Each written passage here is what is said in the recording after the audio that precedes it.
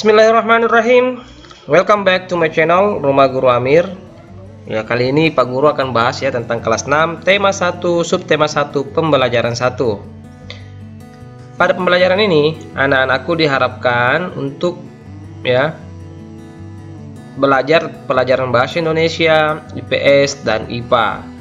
Jadi ada banyak langkahnya ya. Jadi yang pertama, pada buku tematik anak-anakku disuruh membuat pertanyaan 2 mengenai tumbuhan sebagai sumber kehidupan. Ya, buatlah 2 pertanyaan mengenai tumbuhan sebagai sumber kehidupan. Maksudnya apa manfaat tumbuhan? Contoh ya. Atau kenapa tumbuhan ini mempunyai banyak aneka ragam begitu. Ya, buatlah 2 pertanyaan. Setelah itu minta temanmu untuk mendiskusikan.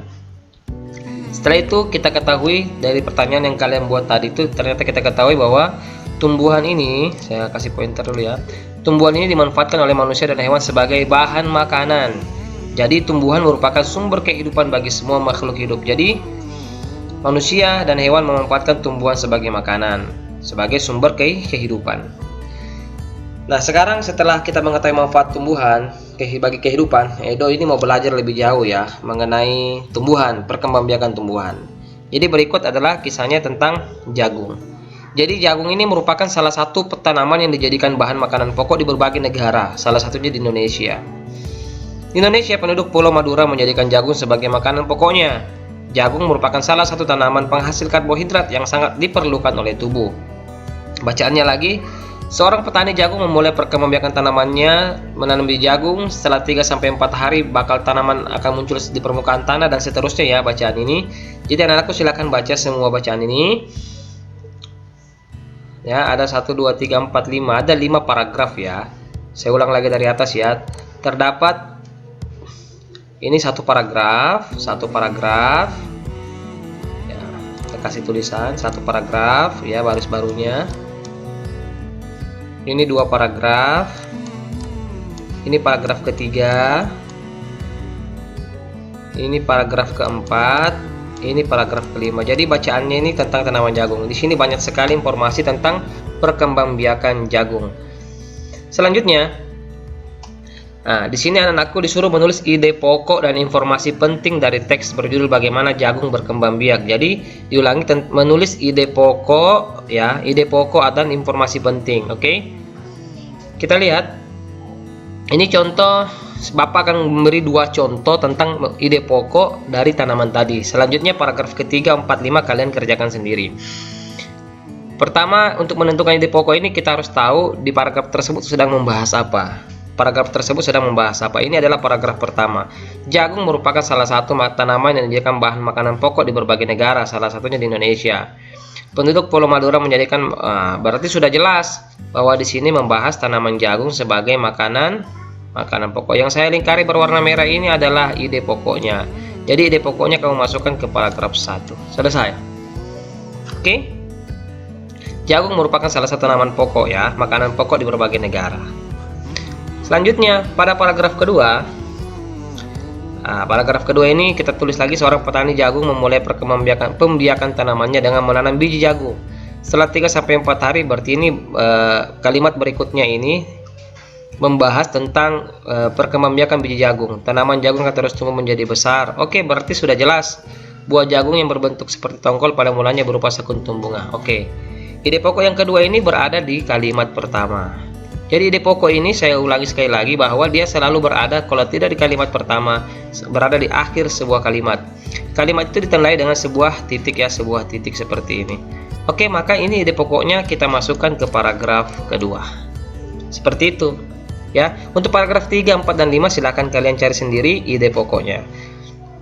Nah, setelah kita menulis ide pokok tadi, kita disuruh mengembangkan ide pokok dan informasi menjadi sebuah diagram, menjadi sebuah tulisan. Jadi paragraf 1 sampai paragraf 5 kalian susun saja ya menjadi sebuah tulisan. Tidak usah terlalu panjang, cukup menggabungkan kalimat ide-ide pokoknya dan dirangkai dengan kata-kata tambahan. Oke? Di sini saya yakin kalian pasti bisa, apalagi sudah kelas 6. Lanjut. Nah, di sini pada buku selanjutnya kalian akan disuruh untuk perkembangbiakan. Jadi perkembangbiakan ini sekarang masuk pelajaran IPA ya, perkembangbiakan tumbuhan. Berkembang biak bunga adalah tumbuhan jagung. Tepung sari pada bunga jagung akan terbang melalui angin ketika angin bertiup dan seterusnya. Perkembangbiakan ini dinamakan perkembangbiakan generatif. Jadi ada dua perkembangbiakan ya, ada generatif dan ada vegetatif.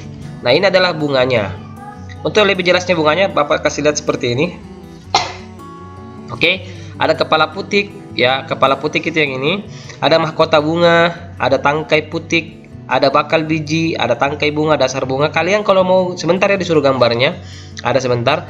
Jadi ini adalah contoh bunga. Selanjutnya kita mau lihat perkembangan generatif itu seperti apa. Oke, ini ada 8 langkah seperti ini. Bapak akan tunjukkan dalam bentuk video ya, seperti berikut ini. Halo teman, coba perhatikan bunga-bunga ini. Indah sekali bukan? Eits, tunggu dulu. Ternyata selain indah dipandang, bunga juga memiliki fungsi sebagai alat perkembangbiakan tumbuhan loh. Penasaran? Yuk kita amati perkembangbiakan generatif pada bunga apel berikut ini. Perhatikan bunga apel ini teman. Kita akan melihat bagaimana perkembangan generatif yang terjadi pada tumbuhan apel. Agar lebih mudah memahaminya, proses perkembangbiakan generatif akan dibagi menjadi 8 adegan. Tekan satu persatu berurutan untuk mengetahui proses perkembangbiakan generatif pada tumbuhan. Tekan tombol di ujung kanan apabila kamu ingin melihatnya secara otomatis. Proses perkembangbiakan diawali dengan jatuhnya serbuk sari di kepala putik. Proses ini biasa disebut dengan penyerbukan. Serbuk sari kemudian berkecambah membentuk bulu serbuk sari. Di dalam bulu serbuk sari tersebut terdapat 1 inti vegetatif dan 2 inti generatif. Selanjutnya, bulu serbuk sari membentuk saluran menuju ruang bakal biji dengan inti vegetatif sebagai penunjuk jalan. Setelah sampai di dalam bakal biji, maka inti vegetatif akan mati. Setelah inti vegetatif mati, kedua inti generatif bergerak dan melakukan pembuahan. Inti generatif pertama akan membuahi sel telur untuk menghasilkan zigot.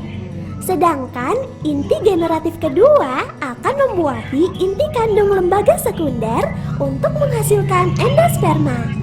Endosperma ini berfungsi sebagai cadangan makanan bagi calon individu baru. Selanjutnya, zigot akan berkembang menjadi embrio dan embrio tersebut akan berkembang menjadi biji. Biji tersebut dilindungi oleh dinding bakal buah. Setelah pembuahan selesai, benang sari, mahkota, dan kelopak bunga akan layu kemudian gugur. Bakal buah yang mengandung biji berkembang menjadi buah. Biji dari buah apel ditanam, kemudian akan tumbuh menjadi tanaman baru.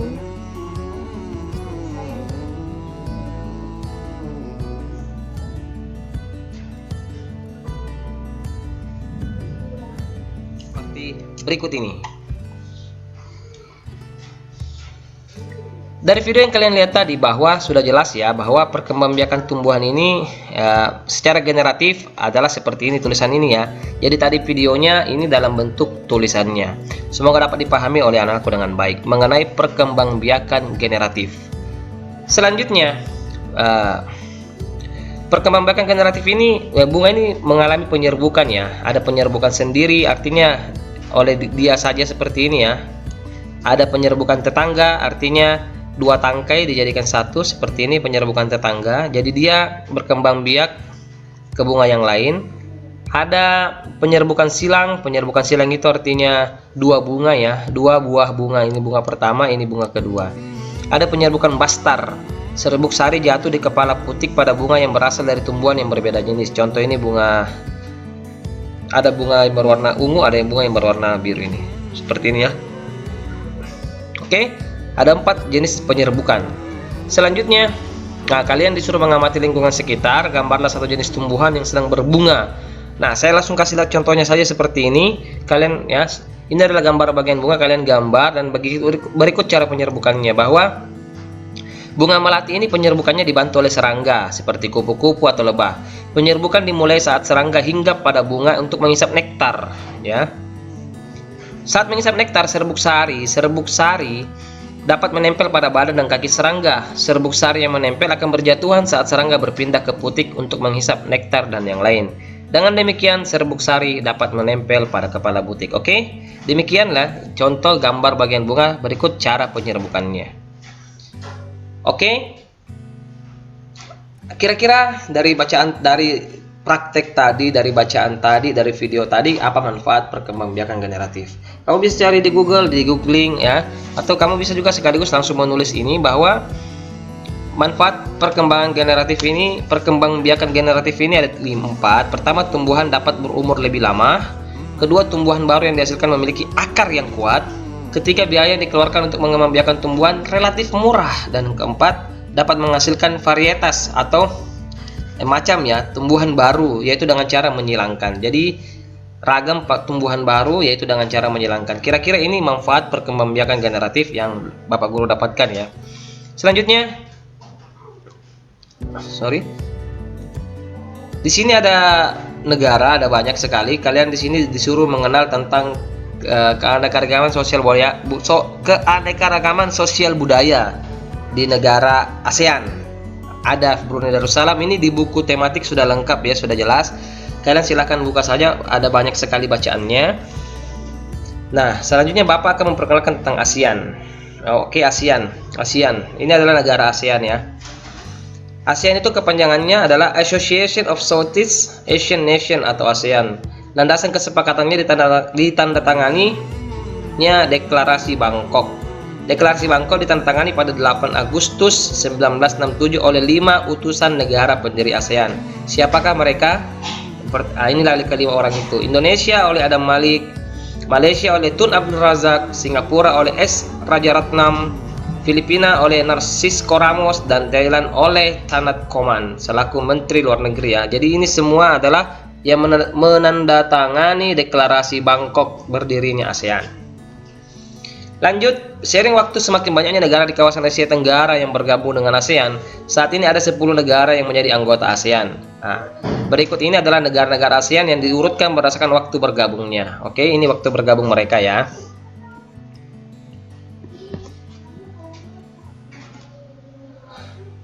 Nah, Bapak lanjut ya. Tadi kehidupan sosial budaya masyarakat ASEAN. Jadi silakan kalian baca ini. Nah, Bapak lanjut bahwa sekarang kita akan melihat kondisi geografis Asia Tenggara. Jadi Asia Tenggara itu secara geografis terletak di antara Samudra Hindia dan Teluk Benggala di bagian barat. Di Laut Cina Selatan berada di utara, dan di timur ada Samudra Pasifik. Sedangkan wilayah Asia Tenggara dibagi menjadi 2 dataran. Satu daratan berbentuk semenanjung, yang kedua daratan berbentuk gugusan kepulauan. Oke, seperti ini.